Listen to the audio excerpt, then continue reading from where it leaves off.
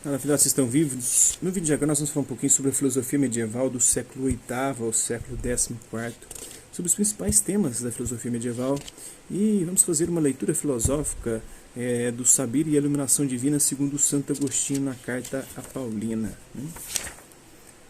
Bora lá? A filosofia medieval abrange pensadores europeus, muçulmanos e judeus. É o período em que a Igreja Romana dominava a Europa, ungia e coroava reis, organizava cruzadas à chamada Terra Santa e criava à volta das catedrais as primeiras universidades ou escolas. A partir do século XII, por ter sido ensinada nas escolas, a filosofia medieval também é conhecida com o nome de escolástica.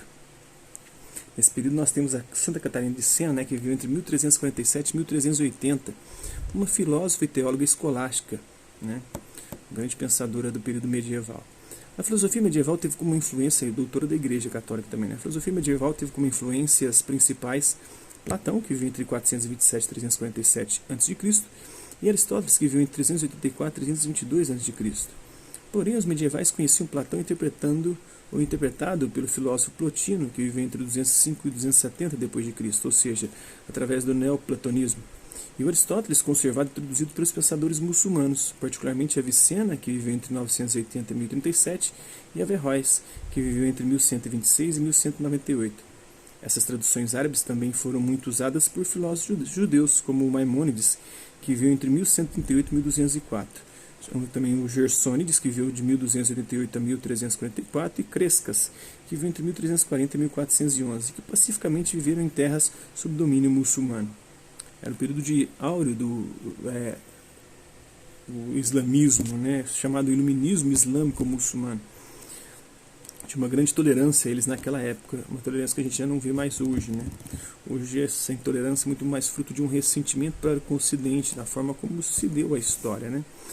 Conservando e discutindo os mesmos problemas que a patrística, a filosofia medieval acrescentou outros. Assim deu origem à teologia no pensamento cristão, judaico e muçulmano, isto é, a explicação racional das verdades de fé. Os principais temas da filosofia medieval: a criação do mundo por Deus. O entendimento de Deus concebe as ideias das coisas e a vontade divina as cria, fazendo-as existir. A diferença e separação entre o infinito, que é Deus, e o finito, que é o homem e o mundo. A diferença entre razão e fé. A primeira deve subordinar-se à segunda, ratio antila fidei. A razão escrava da fé, uma serva da fé. A diferença entre o natural e o sobrenatural. As revelações divinas e os milagres e os fenômenos da natureza. A separação entre corpo, matéria e alma e o espírito. O universo como uma hierarquia de seres, pela qual os superiores, Deus, primeiro lá em cima Deus, depois os anjos, depois os seres humanos, depois os animais, depois os vegetais e os minerais, por último. Dominam e governam os inferiores, o corpo humano, os animais, vegetais e minerais. A subordinação do poder temporal dos reis e dos nobres ao poder espiritual dos papas e dos bispos. Agora vamos à leitura filosófica sobre o saber e a iluminação divina, segundo Santo Agostinho, sua carta a Paulina. Nosso saber consta de coisas que vemos e coisas em que acreditamos. Das primeiras somos testemunhas diretas, das segundas temos o testemunho idôneo de outros que nos fazem crer porque, por meio de palavras e escritos, nos oferecem sinais dessas coisas que não vemos.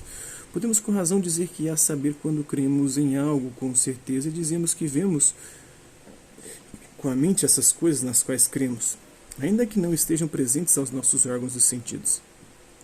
Realmente a fé vê como a mente. Por isso o apóstolo Pedro diz: aquele em quem agora crês, não vês.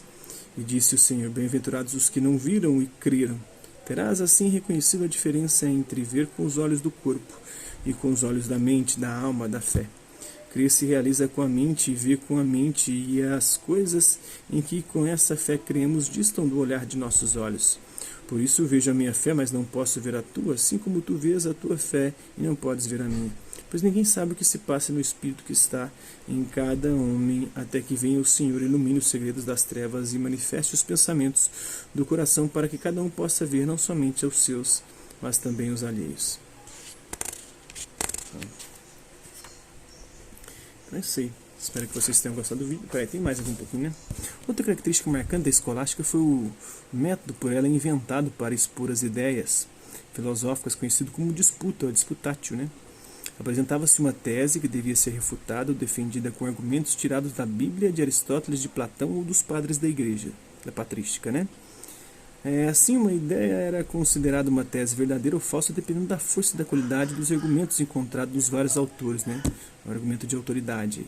Por causa desse método de disputa, costuma-se dizer que na Idade Média o pensamento estava subordinado ao princípio da autoridade. Isto é, uma ideia era considerada verdadeira se tivesse apoio nos argumentos de uma autoridade reconhecida naquela época. Mas não só naquela época, né? Hoje é a ciência que está em si da autoridade, principalmente nesse momento que estamos vivendo aí com o coronavírus, né? O princípio de autoridade ainda continua hoje um monopólio quase que exclusivo da ciência.